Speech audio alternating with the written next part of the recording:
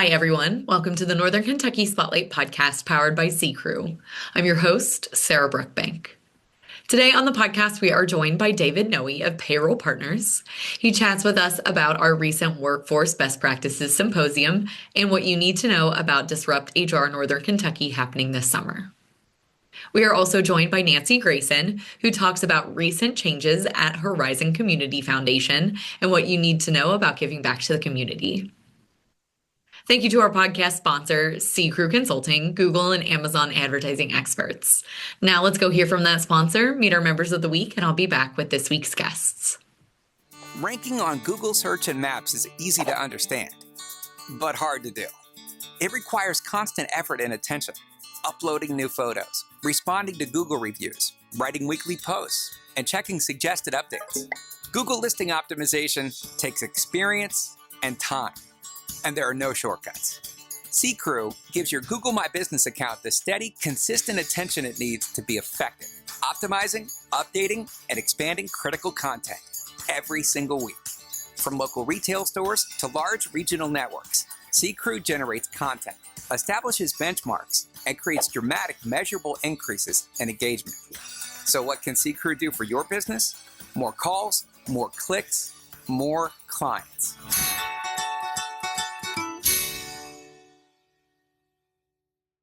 Congratulations to our members of the week.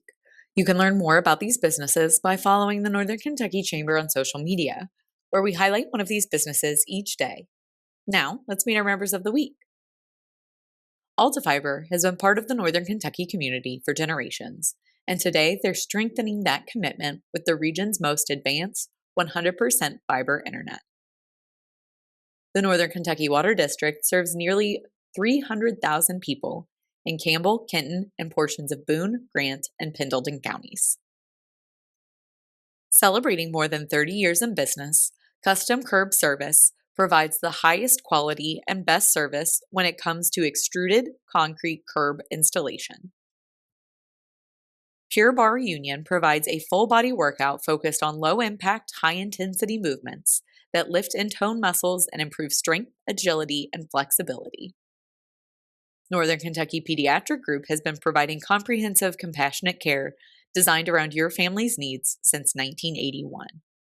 Hi, everyone. Today on the podcast, I am joined once again by Nancy Grayson of Horizon Community Foundation. Nancy, welcome back. Thanks so much for having me again. I love having you on the podcast. Your organization is doing such good work in the community. You guys have a lot going on right now. We really do. With a team of 4 of us, I'm really grateful the community helps support all the good things that we're doing. Yes, and I love that. So jump right in. Some of the biggest news you guys have right now, you just recently merged 2 of your giving circles. Yes. Tell us about this merger. What Yes. does that mean for donors? What does it mean going forward? We're so excited. First, just to back up, I know there are maybe people listening who are like, what the heck is a giving circle? So these are not new concepts. This is where a group of people come together and they all put in money, the same amount, and then collectively as a group decide where that money goes charitably to their local community. So we have had 2 different groups that act a little bit differently, but all for the good of Northern Kentucky. And so we're merging them together. One, which is called the 410, which represents the first 3 digits of our zip code, in case you're wondering where 410 comes from. The group comes together. Everyone who has a vote puts in $410 for the year. This is typically a fall kind of a cycle. There are 4 one-hour meetings, and they pick very socially the focus area for that year's grant. They talk with a group of experts that we help to arrange. Let's say it's healthcare or the arts. They can ask questions and hear what's happening. What are kind of current trends in the community? What are things that we could be thinking about as we're making a grant? We receive the applications from nonprofits. They opt in and say, yes, I'd like to go for this pile of money that these wonderful people have pulled together. And then they make the decision as a whole. It's a very organic process. We want it to be fun and social. And then there's a big celebration party with one of those fun big checks and really just celebrating the work that's happening that they've been able to invest in the community. The other group is called Give Where You Live Northern Kentucky.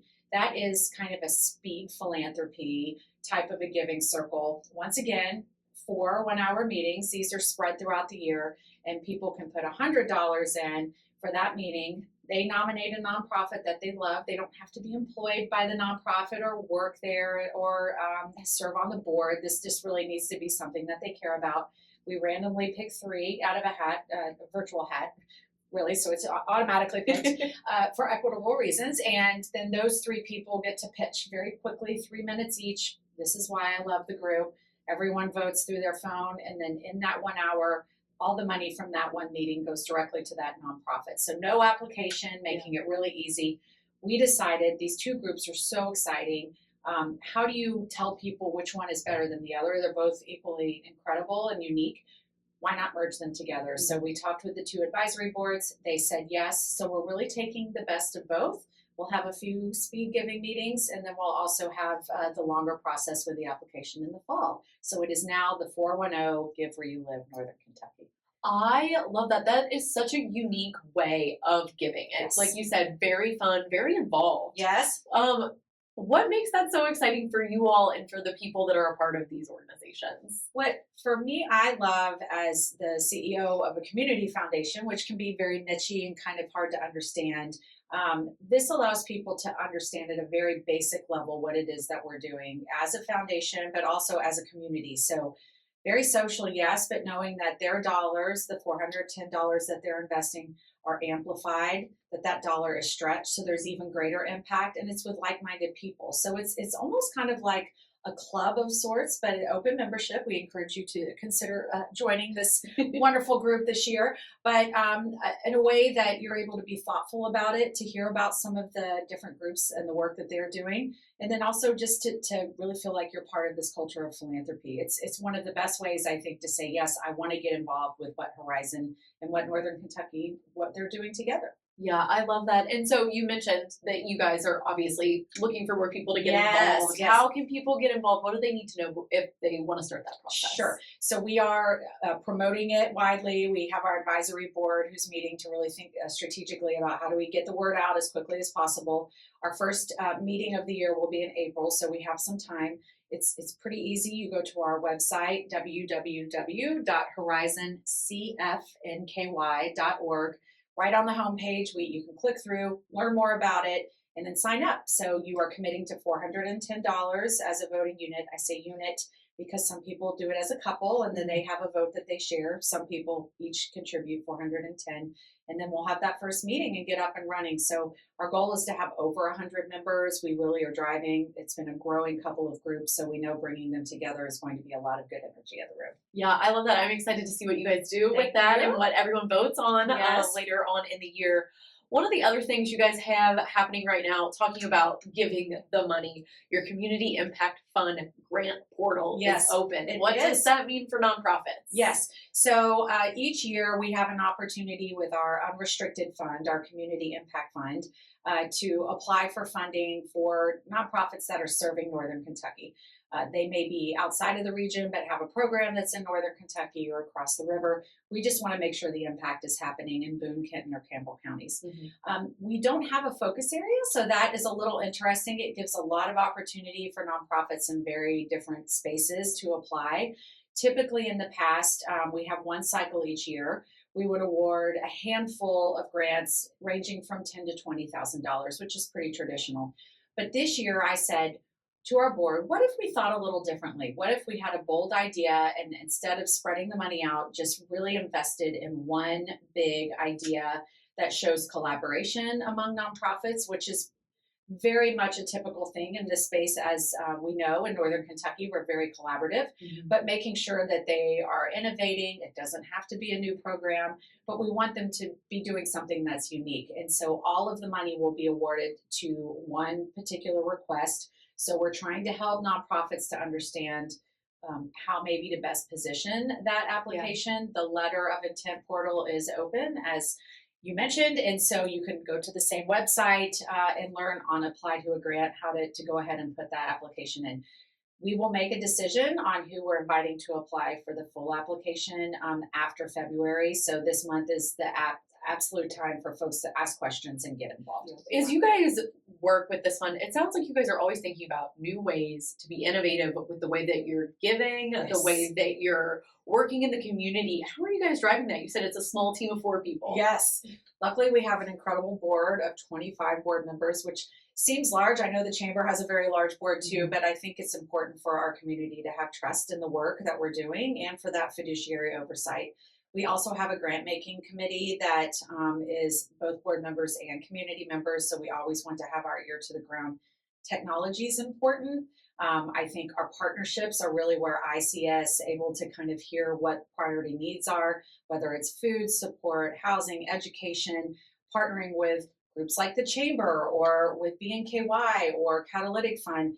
How are we leveraging all of the work and goodwill and those concentric circles of partnerships so that we're reaching even more deeply into the 400,000 people that are in Northern Kentucky? Yeah, wow. That's incredible, the work that you guys do and the breadth of the community that you guys serve. And I know we, the Chamber, obviously love Horizon. They're amazing partners. Yeah, we love over the one NKY Center now. Yes, it's so fun to be together in the same space. Yes, it's so nice. And you mentioned, it's a great jumping point, you mentioned the Catalytic Fund. Yes. The Catalytic Fund, the Chamber, Horizon Community Fund, tons and tons of partners across the community have been really focused on housing. Yes. And you guys had some really exciting news alongside the launch of the NKY Housing Fund. Yes. The Home for All Fund. Yes. And this has been a long time coming, lots of conversations. Tell us a little bit about the Home for All Fund, what this means for you all and what this means for the community. After this long community-based process of pulling the study together and producing the Home for All report, it was important to us to think about how do we flip the script on allowing folks to give $100, $500, or companies who maybe can't give at a level to support the Northern Kentucky Housing Fund and that revolving loan fund, but who want to give back. And providing that opportunity is really important to us. As we always have done throughout our inception since 2017, we want to make sure that people who are able to give back at whatever level are able to be part of what we're doing. In fact, just as an aside, I always love data, and everyone who hears me speaking on podcasts or publicly knows this. We've had the great honor of raising $115 million since inception, and 65% of those donations are $100 or less. So we have some incredibly generous people who are giving in all amounts. And so for us, the Home for All Fund is a way for folks who care about housing, regardless of where they live in the community, to feel like that they're able to address those solutions, which are very much aligned with that report. Hence the name Home for All Fund. So initially, funding that's raised will help support the operational aspect of the Northern Kentucky Housing Fund. And there are 50 strategies, as you well know, Sarah, on things that we could be doing in the community. So as those different strategies arise, we will help gather dollars to make sure that that money is used in a way that benefits housing and our neighbors in need. Yeah, that's incredible. And then for people who are listening to the podcast maybe haven't heard about the NKY Housing Fund, we did have Joe Claire on the podcast back in January. So I am going to plug that for our listeners that maybe missed that episode. Make sure you listen to that. Because he provides a lot of context about how that fund will work. And yes. We don't have to get into the nitty-gritty of housing because it is very complicated. It is. But Nizi, all the things you guys are doing is so exciting. As you look forward into 2026, what are you most excited about? I think we're at a stage now where instead of, reacting to a pandemic or when the government shut down in the fall and we were really trying to help provide food support for folks who had SNAP benefits being paused, we can always react to what the needs are, but allowing us as a community to dream together, being together at the One NKY Center is so important to us. How are we collaborating? How are we moving the community forward in a more accelerated fashion? So for us, that means listening to folks on the ground and what their needs are. Again, partnerships are so critical to us at this stage and thinking through how do we really kind of achieve goals together more quickly. And then in my opinion, the more we're able to use data, and I know I mentioned data a lot, there's a strategic plan that we're working on collectively with our One NKY growth partners. How are we using data to really help inform what we're doing so that we're making good decisions for Northern Kentucky? Yeah, and you can't make informed decisions if you don't have the data to back it up, I think. Sure. So and it's not sexy, but it is important. So yes. The journalist in me loves the numbers. Yes. You know, I love a shiny little percent growth. Yes. And I've really enjoyed having you on, Nancy. I always do. And before I let you go, is there anything else you think our viewers and listeners need to know about the work that you guys are doing? Anything else that's happening this year that people should keep their eye on the horizon for?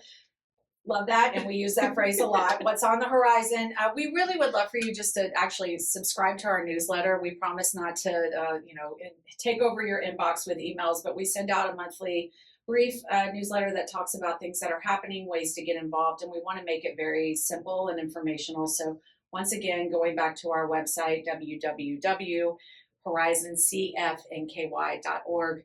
We would love to have folks learn more and plug in. We want to be that hub of giving for the community. Yeah, well, Nancy, thank you once again for coming on the podcast. It was great to have you. Always a pleasure. Thank you.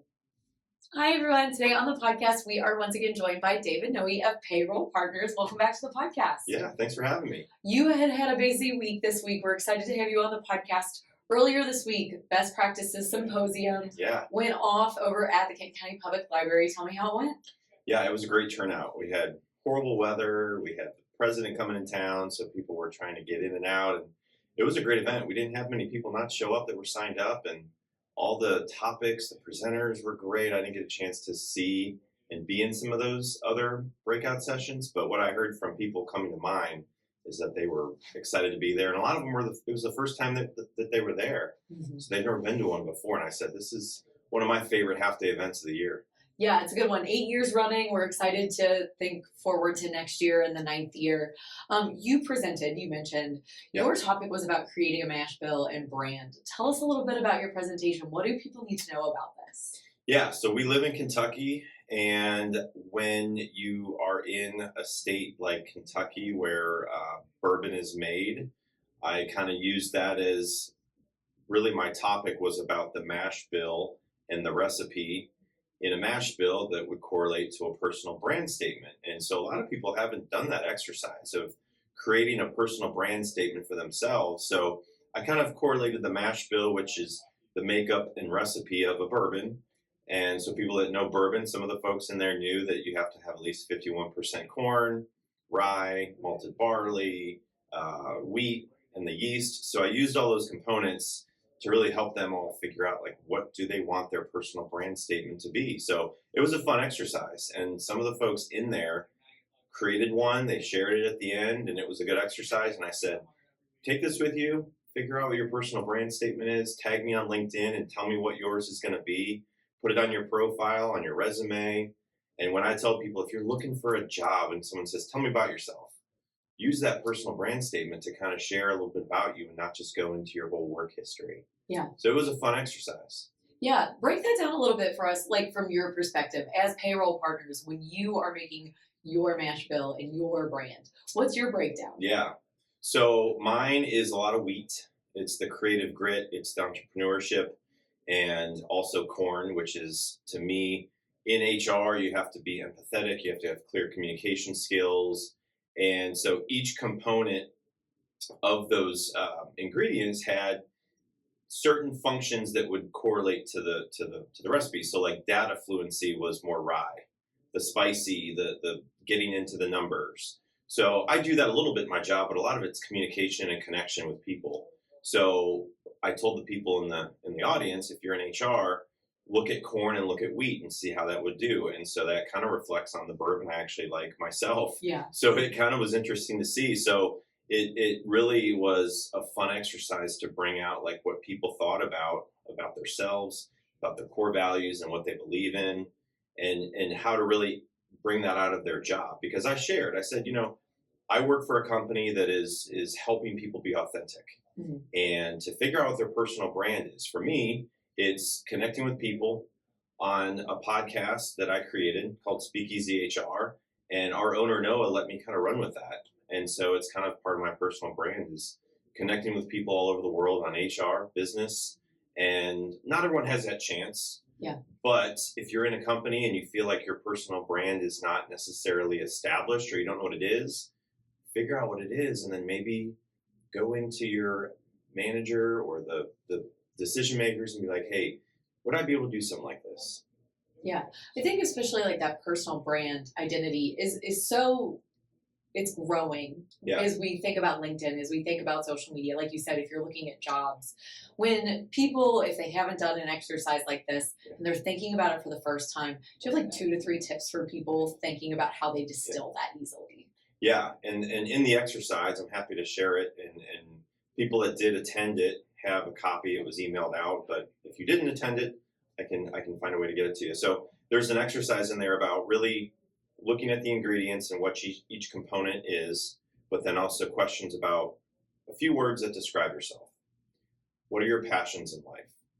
How do you want to maybe improve some of the things that you're not currently focusing on that you want to potentially create your own personal brand with? So if you're not necessarily networking as much or out meeting new people and networking and connecting, all those people went to that event and probably met new people.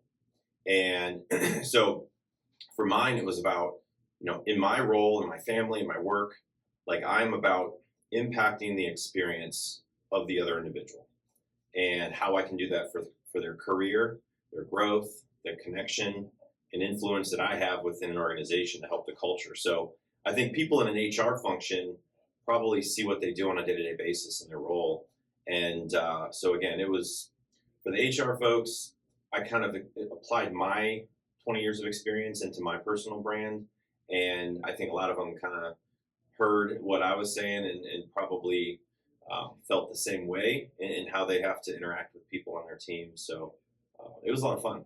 Yeah, it sounds like a really good one. It was funny when I was thinking about this interview and I knew we wanted to talk about this. I was like, what is a mash bill? And then you said bourbon and it immediately rang my bell. Yep. So I'm really excited. Thank you so much for sharing a little bit more about that presentation. Yeah. Before I let you go today, earlier this year, or I guess late last year, Nancy Spivey had you on to talk about Disrupt HR Northern Kentucky. That is coming up this summer. You guys have been really working hard behind the scenes on this event, and it's coming up. It's very exciting. Yeah. For people that might have missed that podcast appearance, tell us a little bit about this event. Yeah, so Disrupt HR is a global HR chapter event focus of everything in business and HR, and it gives people the chance to come to an event, hear multiple people present for 5 minutes.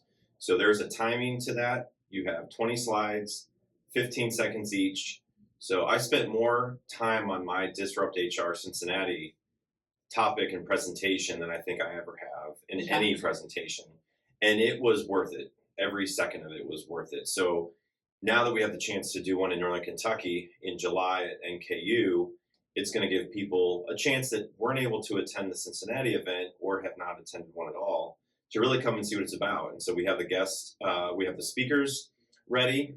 So anybody that's attending as a guest can see those folks and maybe think about registering next year as more of a submission for a speaker. So it is something that you can see online all over the world. It's very popular. If you ask someone if you've heard of Disrupt HR, most people say yes, and it was started in Cincinnati. So it's really neat that it's right here in our backyard. Yeah, I really love that. One of the things I know we really want to highlight with this, it's different than most HR events. Yeah. Why is that? What makes it so engaging? Yeah, a few things. I think it starts with usually a networking time, happy hour, people to connect and meet new people. And some of these people are coming in from out of town. Like we had folks I had a friend from Michigan come down, and he does one of the Disrupt events up in Ann Arbor. And so I get to meet people that I haven't met yet. Same with people going, you meet new people, and then you sit down and you get to watch these presentations. Usually it's 12 to 16 presentations. You have different topics, different speakers. Some of these people aren't professional speakers, but they have a really fun topic that you have to dive into quickly and keep someone's attention for 5 minutes. Yeah. And that's all you get. And so they are all recorded with high quality video. You have an AV company, they're doing it. And so then you get that video and they put it up on the website. So it's just a much different vibe versus going to a HR luncheon or a webinar online, hearing people talk about a topic. So you get a variety of topics, a variety of backgrounds. Some people presenting are not in HR too. It's not just for HR. So I would say the split would be roughly like 70% are HR professionals. The rest are business owners, decision makers, the leadership in the organization. So it really brings out people that want to hear new ideas, that want to get inspired, and really go away from that feeling like they learned something, they connected with new people, they are energized, just like we felt yesterday at the symposium. I felt like that is such a unique event. Not like Disrupt, but it's still like you get to do breakout sessions and more connect and do like workshop setting. So there isn't much out there like Disrupt that I know of, and now we get a chance to have an event in July in the summer. So I'm really excited to see how it goes. Yeah, and so like David said, that's on July 8th. Yep. You can look at the speaker list at nkychamber.com/events. We have that up on there.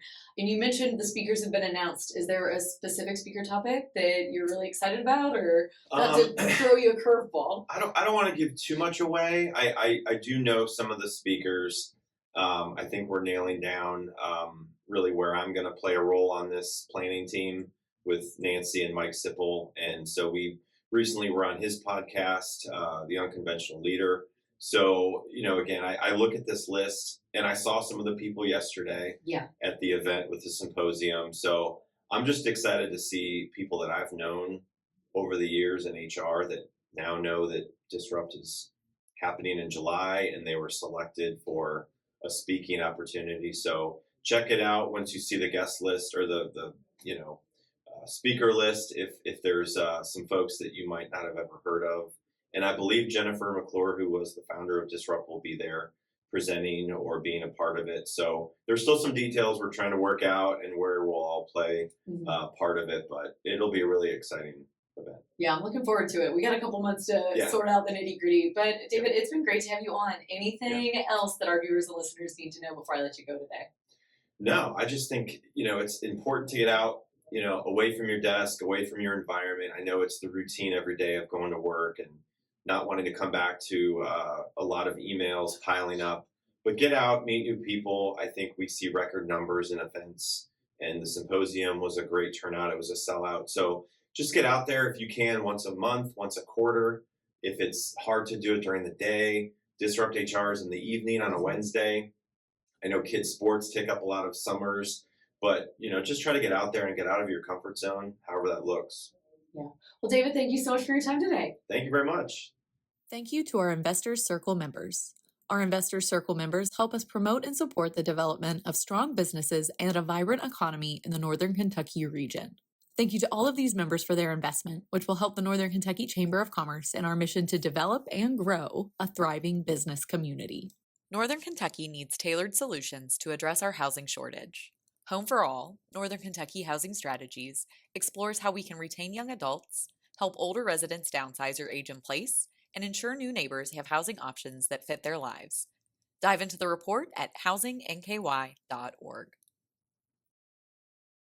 Hi, everyone. Welcome back. Thanks so much for tuning into today's episode. I hope you enjoyed hearing more about Disrupt HR and Horizon Community Foundation. Thank you to our podcast sponsors, CKREU, Google and Amazon advertising experts.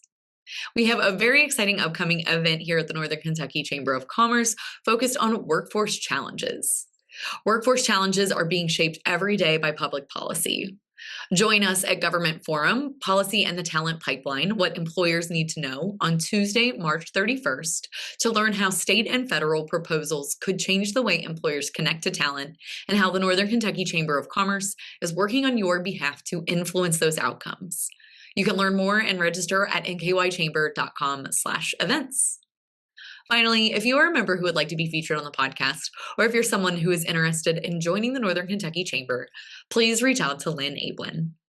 And if you're a member who would like to share your workforce strategies and resources on our Talent Strategy Spotlight, please reach out to Nancy Spivey. You can find their contact information on the screen or at our staff directory at nkychamber.com/staff. Thanks so much for tuning in. I'll talk to you guys next week.